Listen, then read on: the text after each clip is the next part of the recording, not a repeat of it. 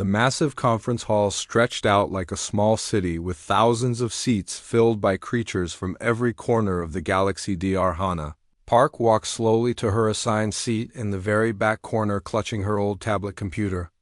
And a cup of coffee that had already gone cold, her pink bunny slippers made soft padding sounds on the shiny metal floor, but nobody seemed to notice the small human woman. Yet she found her seat next to a delegation from the crystal worlds, where beings made of living rock sat perfectly still like beautiful statues. The nameplate in front of her read Earth Delegation Secondary Representative in letters so small she had to squint to read them, even with her thick glasses. The Galactic Engineering Conference happened only once every 10 years, and this year the topic was the most serious problem facing all civilizations: the great energy crisis that threatened to shut down space travel, trade, and communication across the entire galaxy. Every species had sent their smartest scientists and most important leaders to find a solution. Hannah pulled out her tablet and started sketching while she waited for the presentations to begin. She drew simple diagrams of energy flow patterns and made notes about quantum field manipulation. Her handwriting was messy and her drawings looked like something a child might make in art class, but the ideas behind them would have shocked every alien scientist in the room. A massive creature covered in black scales like metal armor walked to the center stage. This was Chief Scientist Korath of the Vorthak Empire, one of the oldest and most powerful civilizations in known space. His 6 arms moved gracefully as he activated a holographic display that filled the air above the stage with complex mathematical formulas and spinning 3D models. The audience fell silent as Korath began to speak in the deep, rumbling voice of his people. "We have worked for 50 years on this breakthrough," he announced proudly. "Our new quantum energy manipulation system can power a small space station for 1 full year using only the energy that would normally last 1 month." The crowd made sounds of amazement. Each species had their own way of showing approval. The tentacled Zephyrians wiggled their arms, the crystal beings pulsed with bright colors, the bird-like Axari clicked their beaks rapidly. Even the floating energy creatures from the void sector glowed brighter with excitement. Hannah took another sip of her cold coffee and yawned quietly. Back on Earth, her 17-year-old brother Jihoon had built something very similar in their garage last summer using parts from old cars and broken computers. These aliens thought this was amazing technology, but to her it looked like the kind of science project human teenagers made when they were bored during summer vacation. She continued sketching on her tablet, making improvements to Korath's design without even thinking about it. A simple redirect here, a feedback loop there, and suddenly his 1-year power source could run for 50 years using half the materials. The math was actually quite easy once you stopped making it so complicated. Commander Thexvar of the Zephyrian Navy sat 3 rows in front of Hana. His purple tentacles swayed slowly as he listened to the presentation, but then one of his eyes noticed something strange in the back corner. A small creature wearing what looked like fuzzy pink footwear was sitting among the galaxy's greatest minds. He nudged the delegate sitting next to him and pointed with one tentacle toward Hana. The other alien turned to look and made a soft gasping sound. Soon more delegates were turning around to stare at the human woman who had dared to wear bedroom slippers to the most important scientific gathering in galactic history. The whispers started quietly at first but grew louder as more aliens noticed Hannah's unusual footwear. How could the primitive humans send someone dressed so unprofessionally? Did Earth not understand how serious this meeting was? The galaxy was facing complete civilizational collapse, and they had sent someone who looked like she belonged in a bedroom, not a boardroom. Hannah noticed the staring but didn't really care. She was used to people not taking her seriously because she was small and young-looking and preferred comfortable clothes over fancy uniforms. Her bunny slippers kept her feet warm during long nights in the laboratory and helped her think better when she was working on difficult problems. She kept sketching and taking notes while more presentations continued. A delegation from the Spiral Arm Confederacy showed their new fusion reactor design that could power 3 city-sized ships. The Quantum Guild demonstrated their improved faster-than-light engines that could cross the galaxy in only 6 months instead of 8 months each. Presentation received loud applause and excited discussions, but Hannah just kept drawing her Simple diagrams. The solutions these advanced civilizations were proposing would work, but they were doing everything the hard way. Like trying to cut paper with a chainsaw instead of scissors. High Counselor Zelk stepped forward to moderate the final session of the day. His crystalline body caught the light from the holographic displays and threw rainbow patterns across the ceiling. The energy crisis grows worse each day, he announced in his resonating crystal voice. We need new ideas and bold solutions. Does anyone have alternative proposals? To share the massive conference hall fell completely silent. Thousands of the galaxy's smartest beings looked around at each other, but nobody raised their hand or tentacle or energy projection to volunteer. They had all come to listen and learn, but none of them had brought truly revolutionary ideas. Hannah looked up from her tablet and slowly raised her small human hand. Every alien head, eye, stalk, crystal formation, and energy pattern in the room turned to stare at her. The silence became so complete that her heartbeat sounded loud in her own ears. She could hear the soft humming of the building's air circulation system and the distant sounds of spacecraft landing and taking off from the spaceport outside. Some aliens had never seen a human before, and they were surprised by how small and soft she looked compared to their own species. Her black hair was tied back in a simple ponytail with a rubber band that cost maybe 2 cents.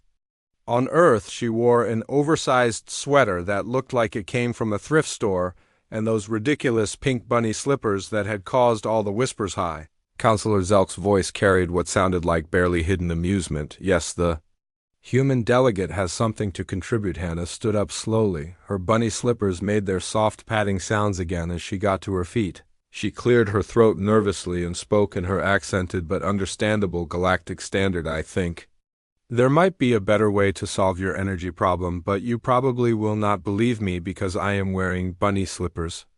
The reaction was immediate and explosive. The conference hall erupted in what could only be described as galactic laughter. Chief Scientist Korath's metal scales rattled together, making sounds like wind chimes in a storm. Commander Thexver's tentacles wiggled in the Zephyrian equivalent of chuckling. The crystal beings pulsed with colors that meant they found something very funny. Even the usually serious rock people of Granite Prime seemed to shake with what might have been mirth. The laughter went on for almost a full minute while Hannah stood quietly waiting for it to end. She was not angry or embarrassed. She had expected this reaction. People always laughed at her before they realized she was serious. It happened in college when she told her professors that their textbooks were wrong. It happened at her first job when she suggested improvements to designs that had worked for decades. It even happened at family dinners when she tried to explain her work to relatives, but she had learned long ago that the best way to handle laughter was to wait patiently and then prove that she was right when the laughter finally died down. High Counselor Zelk spoke again, his crystal voice now containing a note of polite dismissal. Very well, human delegate. We appreciate your enthusiasm. Perhaps you could present your ideas at tomorrow's Alternative Solutions workshop. The Alternative Solutions workshop was where the conference organizers sent anyone with ideas they considered too strange or impractical for the main sessions. It was a polite way of getting rid of troublemakers while making them feel like they had been heard. Hannah nodded and sat back down in her chair. She opened her tablet again and continued sketching while the conference moved on to its closing ceremonies. Around her, thousands of aliens began preparing to leave, discussing the presentations they had heard and making plans for tomorrow's workshops. None of them paid any more attention to the small human woman in bunny slippers, who was quietly designing technology that would change the galaxy forever. The next morning, Hannah woke up in her small hotel room and put on the same bunny slippers that had caused so much laughter the day before. She looked at herself in the mirror and smiled. The aliens thought she was just a joke, but today they would start to understand how wrong they were. She walked through the conference center's long hallways, following signs that pointed toward the Alternative Solutions workshop. The signs got smaller and harder to read as she got further from the main conference hall, which told her everything she needed to know about how seriously the organizers took this session. The workshop room was tiny compared to yesterday's grand auditorium. Maybe 50 chairs arranged in a circle with basic projection equipment that looked like it had been borrowed from a school. The lighting was dim and the air smelled stale, like a basement that nobody visited. Very Often only 12 other delegates had been assigned to this session. Most of them looked young or came from smaller, less important civilizations. There were a few rebels who had probably asked too many uncomfortable questions during the main presentations, and at least 3 beings who seemed to be attending their first galactic conference Hannah recognized.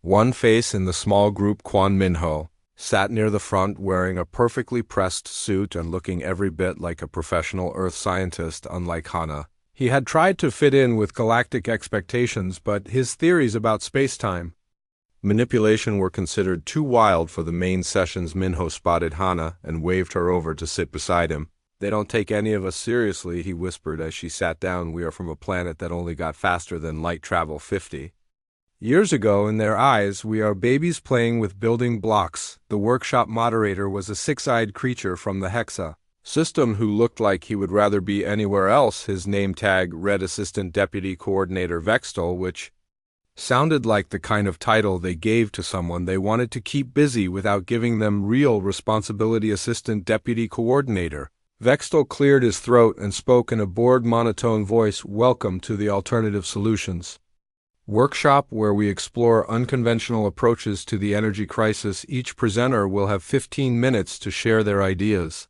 Please keep presentations simple and avoid complex mathematical proofs." Hannah pulled her tablet from her bag and checked her notes. She had spent most of the night working on a presentation that would start with basics and gradually build up to ideas that would revolutionize galactic civilization. The key was to make it look simple, even though it represented 15 years of breakthrough research. The first few presenters shared ideas that were creative but not particularly groundbreaking. A young Crystalline suggested using solar collectors in different configurations. A bird like Exari proposed biological energy conversion systems that mimicked how their bodies processed food and energy. Being from the void sector demonstrated interesting but impractical plasma manipulation techniques. Then it was Hannah's turn. She stood up and walked to the front of the room, her bunny slippers making their familiar soft padding sounds. The small audience watched with polite but limited attention.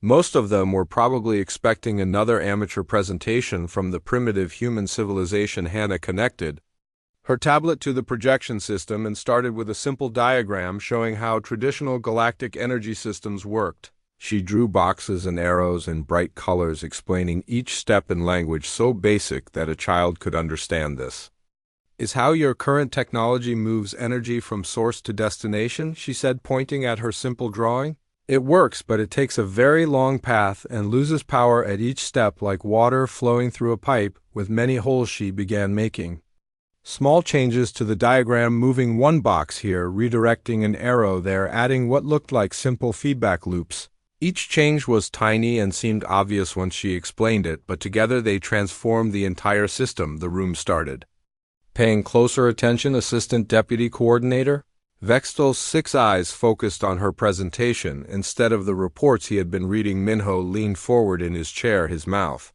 slightly open as he began to understand what she was showing them. But this was just the warm-up. Hannah switched to her second diagram, which showed energy output calculations. The numbers made several delegates gasp out loud. Her simple modifications didn't just improve efficiency by small amounts, they tripled energy output while cutting resource consumption in half. Wait, Dr. Vextel interrupted, his bored tone replaced by sharp attention. "These calculations suggest you could power an entire star system with the energy equivalent of what we use to light a single city. That is mathematically impossible." Hannah smiled and pushed her glasses up her nose. "Actually, it's quite possible. Your mathematics are correct, but your assumptions about energy behavior are incomplete. You are missing some key principles that change everything." She switched to her third diagram, and the room fell completely silent. The new design showed energy patterns that seemed to violate basic physics. Quantum fields were manipulated in ways that galactic science said were impossible. Space-time itself was being used as an energy storage medium rather than just empty space between objects. Matter and energy were being converted back and forth with perfect efficiency. "This is impossible," whispered Dr. Corville, a senior researcher from the Spiral Confederacy who had been assigned to the workshop because his own ideas were considered too radical. These energy flows would create cascade reactions that would tear apart the fabric of space itself. That would happen if you tried to force these reactions using your current methods. Hannah replied, switching to a new diagram, but if you approach the problem differently using natural quantum resonance instead of brute force manipulation, the system becomes completely stable. She showed them mathematical proofs that looked deceptively simple but solved problems that alien civilizations had been working on for thousands of years. The equations flowed across the projection screen like poetry, each line building naturally on the previous one until they reached conclusions that should have been impossible. Small workshop room had become completely silent except for the soft humming of the projection equipment. Several delegates were frantically taking notes while others just stared at the screen trying to process what they were seeing. Minho was the first to find his voice. Hannah, I have known you for 3 years. We went to the same conferences on Earth. How did you develop all of this? When did you have time to revolutionize physics? I didn't revolutionize anything, she replied, closing her tablet. I just noticed that everyone was approaching these problems in the most complicated way possible. You know how humans are, we look for shortcuts because we are too lazy to do things the hard way. She pulled up one more diagram showing a complete energy system that incorporated all of her modifications. The design was elegant in its simplicity, using basic components arranged in ways that maximize their natural properties instead of fighting against them. Your civilizations have amazing materials and sophisticated manufacturing techniques, she explained, but you use them like someone trying to cut paper with a diamond-encrusted chainsaw. Expensive tools don't help if your technique is wrong. The implications of what she was saying hit the room like a physical force. Galactic civilization had spent millennia developing increasingly complex solutions to energy problems, but a human engineer wearing bunny slippers had found simple, elegant answers that made all of that complexity unnecessary. Assistant Deputy Coordinator Vextal stood up, his 6 eyes wide with something that might have been panic or excitement. We need to contact the main conference immediately. This presentation needs to be shared with the primary delegates. But Hannah was already packing up her tablet.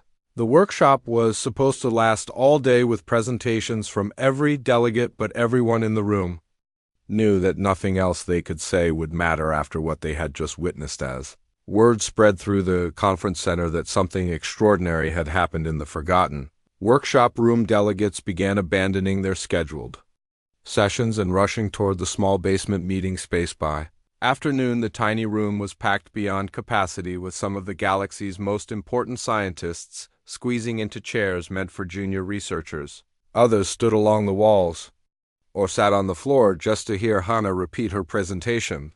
The small human woman in bunny slippers had accidentally started a revolution, and she was only getting started.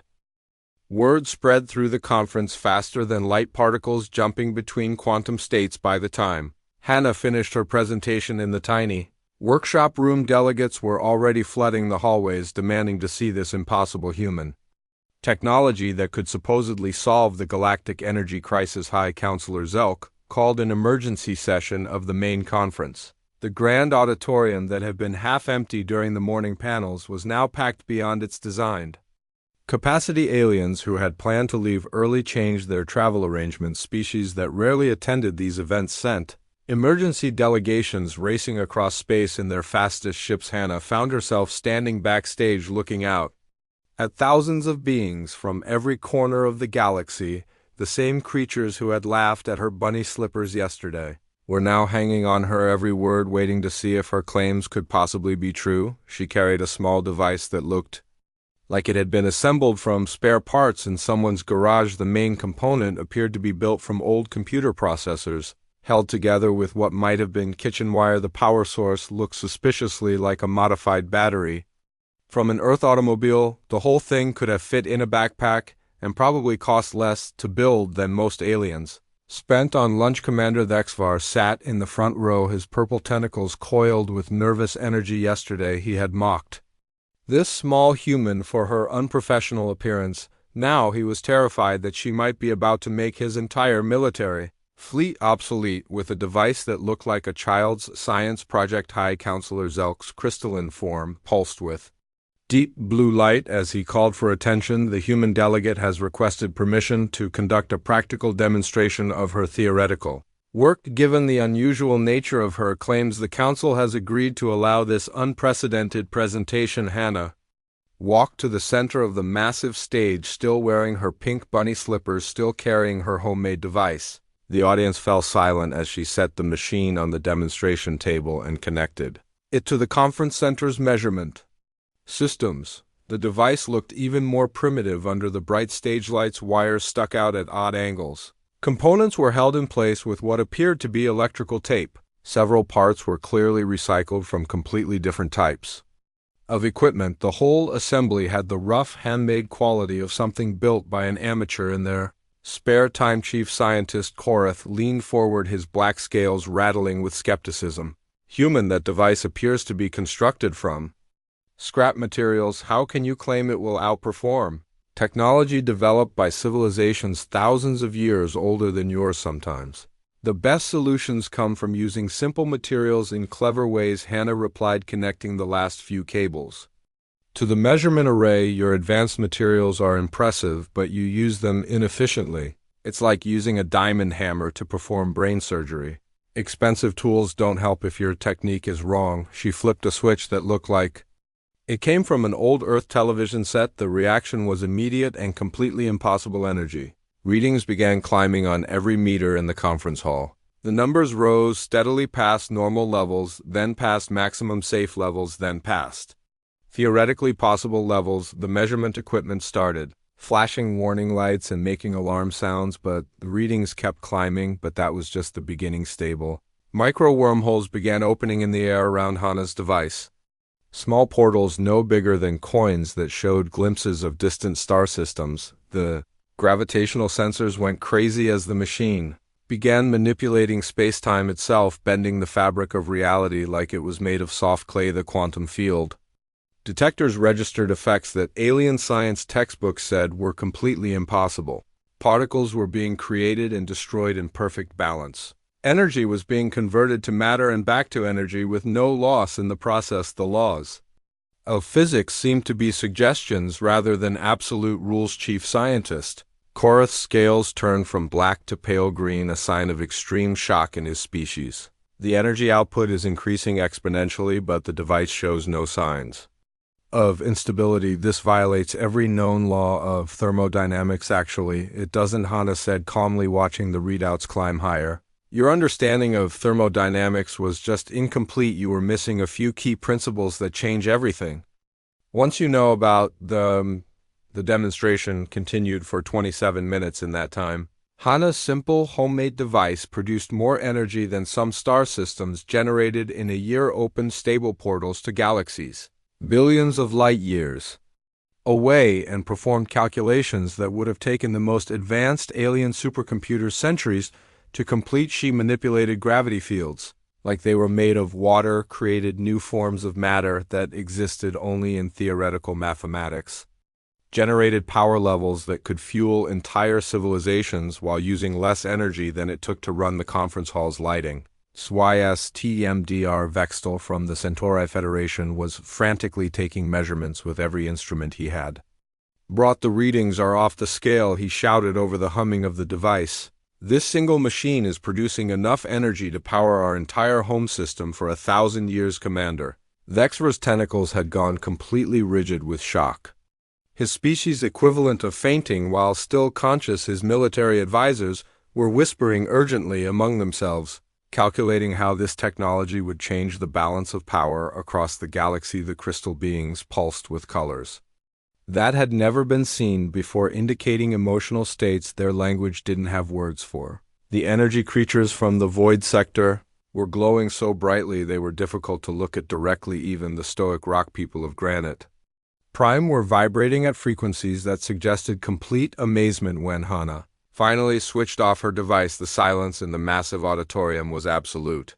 Every alien present realized they had just witnessed something that would change the course of galactic history. The old assumptions about what was possible had been shattered by a small human woman wearing bunny slippers and carrying homemade equipment. The first sound came from Dr. Corville, who had been assigned to the alternative workshop because his ideas were too radical. His voice was barely a whisper, but in the perfect silence everyone heard him clearly. Who are you? Hana smiled, the same quiet smile she had worn when the galaxy's greatest minds mocked her footwear too.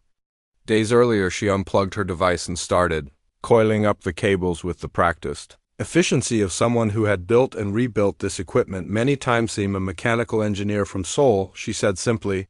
I like warm socks, hot coffee, and problems that everyone says are impossible to solve. These keep my feet comfortable during long nights in the laboratory in comfort. Helps me think more clearly. She gestured to her bunny slippers, which were now the most famous footwear in the galaxy. The questions came like a flood after that. How had Earth developed such advanced technology in secret? Was Hana part of some hidden human military program? Were there more humans with similar capabilities? Was this some kind of elaborate first contact scenario where humanity had been hiding their true capabilities? But those questions would have to wait. The device was packed away, the measurements were recorded, and the galaxy would never be the same again. Hana had just proven that everything they thought they knew about science was wrong, and she had done it while wearing the most comfortable shoes in the universe. The questions started immediately after Hana turned off her impossible device. The massive conference hall erupted in dozens of different alien languages as delegates shouted over each other demanding explanations. Some creatures were making sounds of panic, others seemed to be praying to their various gods. A few were already trying to contact their home governments to report what they had witnessed. High Counselor Zelk had to use his strongest crystal resonance to restore order. The sound waves from his crystalline body created vibrations that forced every being in the auditorium to stop talking and pay attention. Dr. Hannah Park, he announced formally, we must understand what we have just witnessed. How did your species develop this technology in secret? Are you part of a hidden Earth military research program? Hannah looked around the stunned conference hall and gave the same quiet smile she had worn when these beings mocked her footwear just 2 days earlier. She sat down cross-legged on the stage floor in a way that made several alien delegates gasp at the complete informality of her posture. There is no secret program, she said, pulling her tablet back out of her bag. I work alone mostly. Sometimes my little brother Jihoon helps, but he is only 17 and more interested in video games than physics. The audience made sounds of disbelief. A teenage human was involved in this revolutionary technology. How could Earth's most advanced science project be run by a woman in bunny slippers with help from a high school student? Commander Thexver's tentacles twitched with confusion. Your brother is 17 years old and he contributes to research that surpasses our greatest scientific HFY built a faster than light communication system last month using parts from old smartphones and our mother's microwave. Hannah replied casually. He wanted to text his friends who moved to Mars colony without the 20-minute delay, so he figured out how to send messages through quantum tunnels. She said this like it was the most normal thing in the world. A human teenager had solved instantaneous interstellar communication as a hobby project because he was impatient with text message delays. The implications made several alien scientists feel dizzy. Kwon Minho stepped forward from where he had been watching with the other Earth delegates. Hannah, I have known you for 3 years. We attended the same university conferences. How did you develop all of this? When did you have time to revolutionize galactic science? I didn't revolutionize anything, she said, pulling up a simple diagram on her tablet. I just noticed that everyone was making these problems much more complicated than they needed to be. You know how humans are, we're lazy, so we look for shortcuts. She showed them an energy flow diagram that the aliens considered advanced technology. With a few quick strokes of her stylus, she rerouted the pathways and eliminated most of the complexity. See, you were sending energy through 17 different conversion stages, but if you redirect it here and add a simple feedback loop here, you eliminate 15 of those stages and triple your output. It's like when you're trying to open a jar that won't turn and you use all kinds of tools and special techniques, but then someone just runs it under warm water for a few seconds. The analogy hit the alien delegates like a physical blow. They had been approaching galactic scale engineering problems with the same overcomplicated thinking that made simple tasks difficult. Chief Scientist Korath Scales were still pale green with shock. You're saying we have been overthinking everything? Not overthinking, Hana corrected. You have been thinking Like your technology works well, but human technology breaks all the time, so we got good at making it work anyway. We learned to find simple solutions hidden inside complex problems. She pulled up another diagram showing a typical human approach to engineering. Fix what breaks with whatever materials you have available. Make improvements using trial and error instead of perfect theoretical models. Focus on what works rather than what should work, according to established science. My neighbor, Mrs. Kim, figured out how to make her vegetable garden grow in zero gravity because she missed her tomatoes when she got a job on the orbital station. She said she used principles that the agricultural guilds say are theoretically impossible, but her tomatoes are delicious. Dr. Vextel from the Centauri Federation was frantically scribbling notes. Are you telling us that human civilians regularly solve problems that our greatest institutions cannot? Hannah pulled out her phone, an old Earth device that looked primitive compared to galactic technology, and showed the aliens her message history. There were hundreds of texts from fellow humans, sharing little improvements they had made to various technologies. Look at this, she said, scrolling through the messages. Faster computers built from recycled parts, more efficient engines made from scrap metal, medical devices that work better than hospital equipment, assembled in home workshops by people who just wanted to help their sick relatives. The phone screen showed a constant stream of casual innovation, humans sharing breakthrough discoveries like they were trading cooking recipes. A teenager who had improved solar panel efficiency by 30% using aluminum foil and mirror fragments. A grandmother who had solved atmospheric processing problems because her space station apartment was too stuffy. A college student who had accidentally discovered a new form of propulsion while trying to make his hover bike go faster. We have been doing this for years, Hannah continued. We just didn't realize that everyone else was having such a hard time with basic engineering problems. High Counselor Zelk's crystalline form pulsed with deep colors indicating profound thought. Human Hannah, your species achieved faster than light travel only 50 years ago. By all galactic standards, you should be millennia away from this level of understanding, maybe. That's exactly why we figured it out, she replied. We didn't know what was supposed to be impossible, so we didn't let that stop us, and we're used to our equipment breaking down, so we learned how to fix anything with whatever we had lying around. She told them about human engineering philosophy. Make it work first, make it pretty later. Use what you have instead of waiting for perfect materials. Test everything because theory and reality don't always match. Fix problems when they happen instead of trying to prevent every possible failure. The revelation sent shockwaves through the alien scientific community. Humanity, the youngest species in known space, had not only caught up to civilizations thousands of years older, they had surpassed them by approaching science with completely different assumptions. Where galactic civilization saw complex challenges requiring sophisticated solutions, humans saw puzzles that could be solved with creativity and determination. Where aliens built perfect systems that worked exactly as designed, humans built adaptable systems that could be modified when circumstances changed. Commander Thexvar finally found his voice again. This means that every assumption we have made about technological development is wrong, not wrong, Hannah said, standing up and brushing off her oversized sweater. Just incomplete. You have been playing a very difficult game by very strict rules. But nobody ever told us those rules existed, so we learned to play differently. The conference hall fell silent again as thousands of alien minds tried to process this information. The galaxy's established order was based on the idea that older civilizations were more advanced, but humanity had just proven that sometimes starting fresh with different assumptions could lead to better solutions than centuries of incremental improvement, and it had all been explained by a small woman wearing bunny slippers who just wanted to solve interesting problems. The universe suddenly seemed much larger and full of possibilities that none of them had imagined before. Within 3 hours of Hannah's demonstration ending, every major power in the galaxy had sent urgent messages to the conference organizers requesting immediate private meetings with the human delegate. The Vorthic Empire dispatched their fastest diplomatic ship, which arrived before the conference center had even finished cleaning up from the emergency session. The Zephyrian Navy sent Commander Thexvar himself along with a team of military engineers.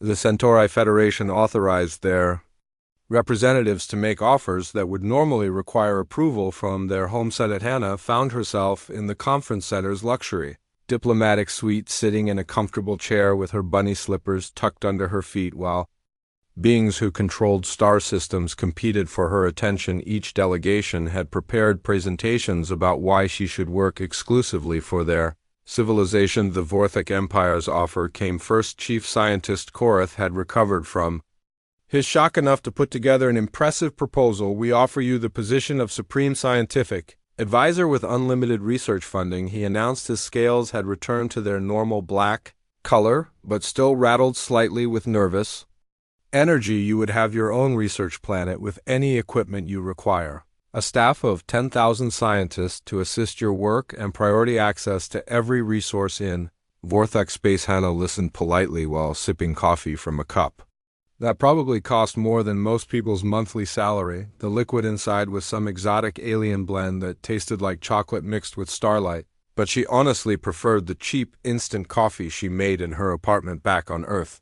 The Zephyrian Navy's presentation was even more elaborate. Commander Thexfer's tentacles moved in complex patterns as he described their offer. We will provide you with your own research fleet, he said. 100 ships equipped with the most advanced laboratories in the galaxy. You could travel anywhere in known space conducting experiments and developing new technologies. The entire Zephyrian military would be at your disposal for testing and implementation. The proposals kept coming, each more extravagant than the last. The Crystal Worlds offered to build her a living laboratory that would grow and adapt to her research needs.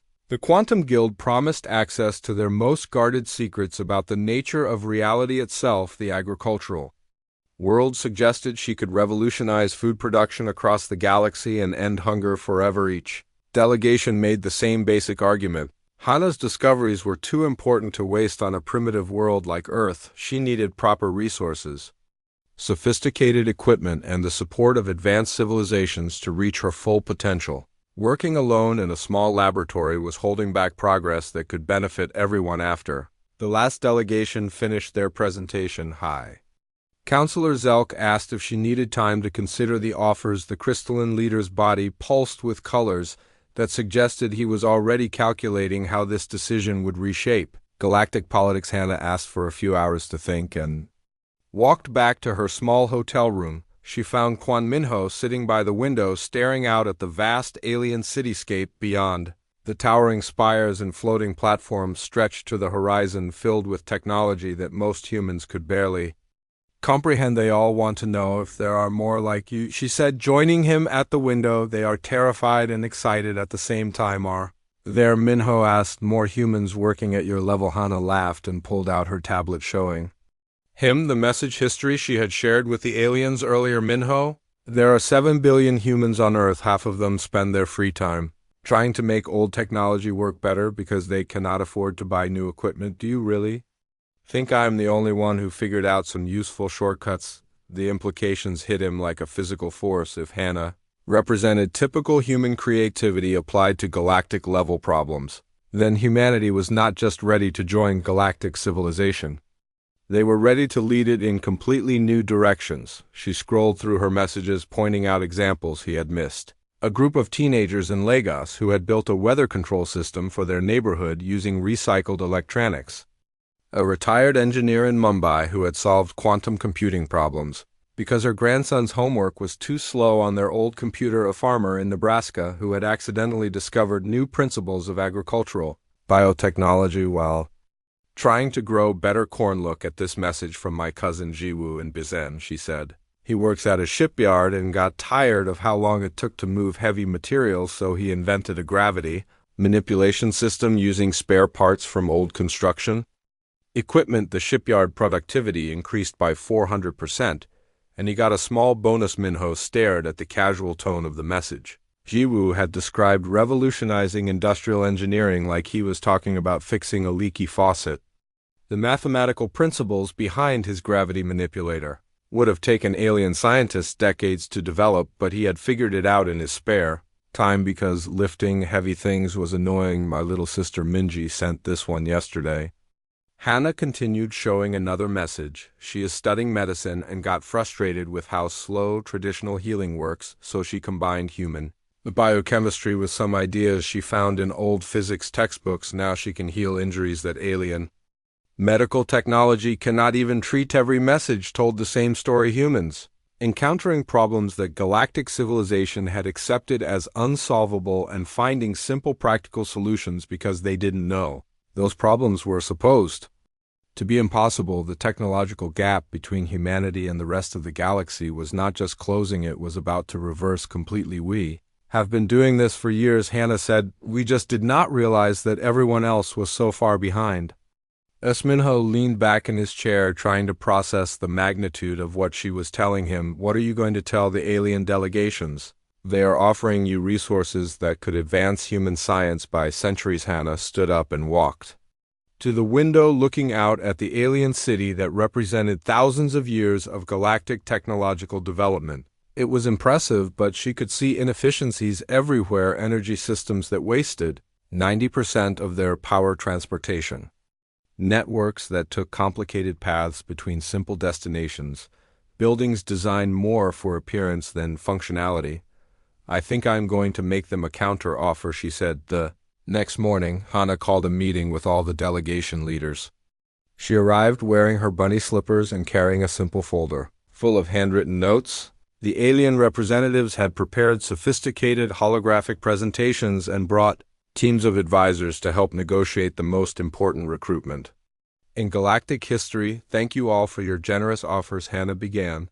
I'm honored that you consider my work valuable enough to compete for, but I have a different proposal. She opened her folder and pulled out a single sheet of paper that looked like it had been written with an ordinary pen. I will share all of my research and techniques freely with everyone, but only if you agree to do the same. Your civilizations have spent millennia developing amazing knowledge, but you keep it locked away in private databases and restricted research facilities. High Counselor Zelk's crystalline form flickered with surprise. You are proposing open-source galactic development. This would eliminate the competitive advantages that drive technological progress. It would eliminate artificial scarcity that slows down technological progress. Hannah corrected. When humans share information freely, we solve problems faster. When we keep secrets, we waste time solving the same problems over and over again, Commander. Vexver's tentacles coiled with concern. What about military security? If all technology is shared freely, there would be no strategic advantages in warfare. Maybe that is exactly what the galaxy needs, she replied. If everyone has access to the same defensive technologies, wars become pointless because nobody can gain an advantage through superior firepower. The proposal was so radical it made the alien delegates dizzy with its implications, but the demonstration they had witnessed proved that human approaches to problem-solving worked better than established galactic methods. The small woman in bunny slippers was offering to revolutionize not just science, but the entire structure of galactic civilization, and she was asking them to trust that cooperation would work better than competition. 6 months after the Galactic Engineering Conference, the universe looked completely different. Hannah had kept her promise to share human knowledge freely, but getting the alien civilizations to agree on open cooperation had taken longer than solving their energy crisis. The Vorthek Empire, worried about losing their technological superiority, the Zephyrian Navy feared that their military advantages would disappear.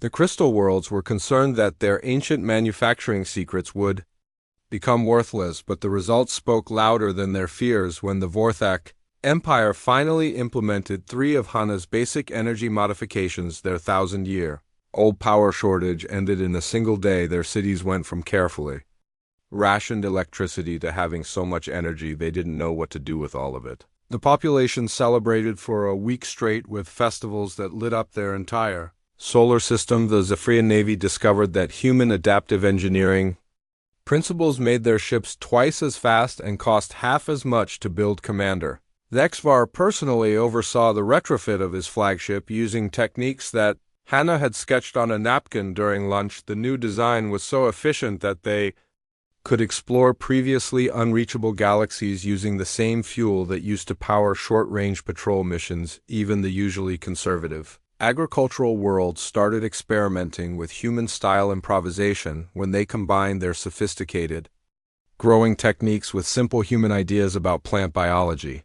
Their food production tripled overnight. Planets that had struggled to feed their populations were suddenly exporting surplus crops to their neighbors.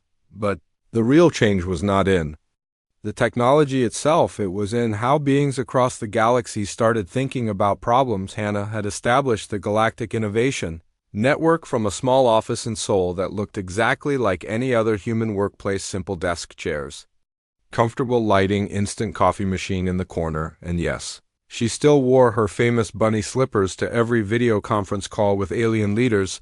The organization became a hub where different species shared their biggest challenges and most creative solutions. The database grew rapidly as civilizations that had hoarded knowledge for millennia started contributing their discoveries to the common pool. A young crystalline engineer solved a major problem with quantum computer stability by adapting techniques that Hannah's neighbor had used to fix her broken television. A Vorthek scientists revolutionized medical treatment by combining their advanced biotechnology with a home remedy that human grandmothers had used for centuries. An energy being from the void sector created new forms of art by learning human approaches to creative expression. The phrase, "think like a human," became galactic slang for finding elegant solutions to impossible problems. University courses in human-style problem-solving appeared on planets across known space. Students learned what their professors called adaptive innovation, but what humans simply called making stuff work with whatever you have available. Commander Thexvar, who had originally mocked Hannah's bunny slippers, became one of the most vocal advocates for human style engineering. His tentacles had been partially damaged in a battle accident that traditional alien medicine could not repair, but a human medical student named Park Ji-won created a regeneration treatment using modified earth plant extracts and components salvaged from a broken food processor. The treatment worked so well that Dexver's tentacles grew back stronger and more flexible than they had been originally. He insisted on keeping one of Ji-won's prototype devices in his personal collection and showed it to every visitor as an example of human ingenuity. Dr. Vextol established the first interspecies innovation laboratory where alien scientists worked directly alongside human engineers to solve problems that had puzzled civilizations for thousands of years. The lab's most successful projects always seemed to come from teams that included at least one human who would look at ancient unsolvable challenges and ask, "But what if we just tried this weird idea instead?" The laboratory's breakthrough discoveries happened so frequently that they had to start publishing daily reports just to keep up with the pace of innovation. Problems that had required decades of research were being solved in afternoon brainstorming sessions led by humans who treated galaxy-changing science like friendly puzzle competitions. High Counselor Zelk commissioned a statue of Hannah for the Galactic Hall of Innovation.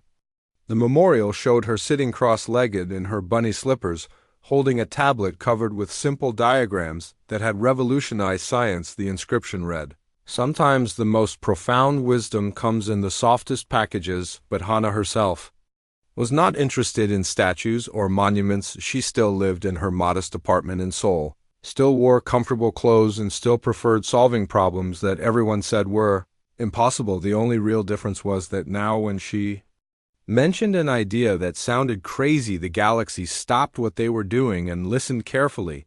Her little brother Jihoon had finished high school and started taking advanced physics courses at the local university. His professors quickly learned to pay attention when he raised his hand in class because his questions usually revealed that their textbooks were missing important information. The 17-year-old human was already being consulted by research teams from civilizations that were older than Earth's entire solar system. Mrs. Kim, from the apartment next door, had been invited to speak at the Agricultural Federation's annual conference about her zero-gravity gardening techniques. She declined because she was too busy tending her tomatoes, but she did send them a detailed instruction manual written on old notebook paper. The manual became the most downloaded document in galactic agricultural science across human space. Similar stories were happening every day. Ordinary people solving extraordinary problems, using creativity, persistence, and the assumption that every challenge had a solution if you approached it From the right angle, the galaxy had discovered that advancement did not always require complexity, that the youngest voice in the room might have the best ideas, and that comfortable footwear was actually quite practical for long nights spent changing the universe. Hannah Park still worked late into the evening on projects that would reshape galactic civilization. She still made instant coffee in her small kitchen and still answered video calls from alien leaders while wearing her famous pink bunny slippers, and in her spare time she was teaching Ji-hoon some new applications for quantum mechanics. After all, the galaxy would need fresh ideas for whatever impossible problems came next. The universe had learned to expect the unexpected from humanity, and humanity was just getting started.